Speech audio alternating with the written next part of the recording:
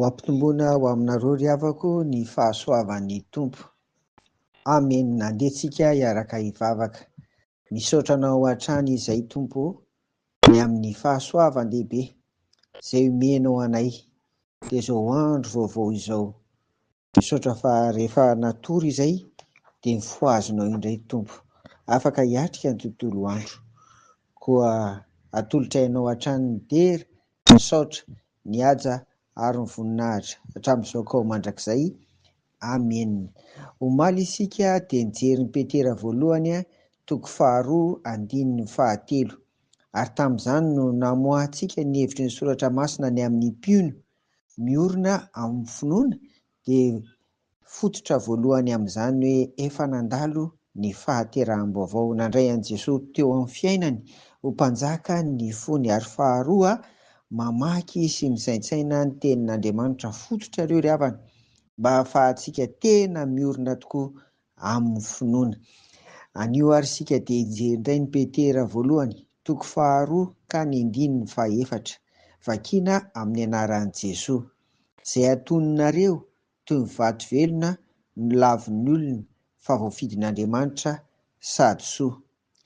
Ny vato eto dia Jesosy Kristy ary mbola aseho ihany koa izy ara-tsoratra masina ny amin'ny hoe vato fehizoro. Eny hatrany amin'ny bokin'i Isaia mpaminany dia efa milaza an'izany.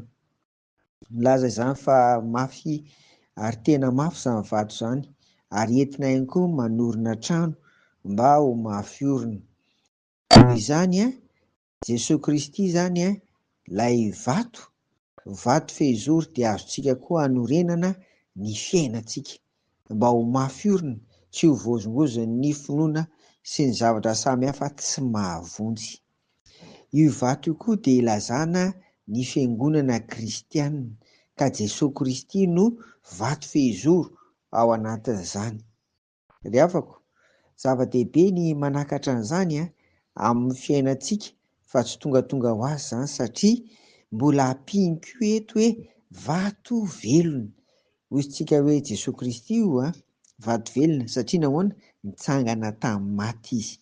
Ary izany no mahazava-dehibe ny fisian'ny fiangonana satria raha tsy natsangana Kristy dia foana ny finoana dia foana koa ny toriteny.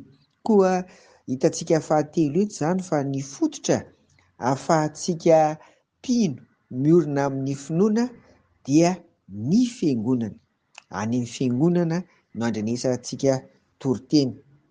Na dia nandalo ny fahateraham-baovao azy ianao, na dia mamaky sy misaintsaina soratra masina, mamaky baiboly isan'andro azy ianao, kanefa tsy mandeha any amin'ny fiangonana, tsy mandeha miangona ry havana, dia tsy ho tafahorina mihitsy ao amin'ny tombo ny finoantsika.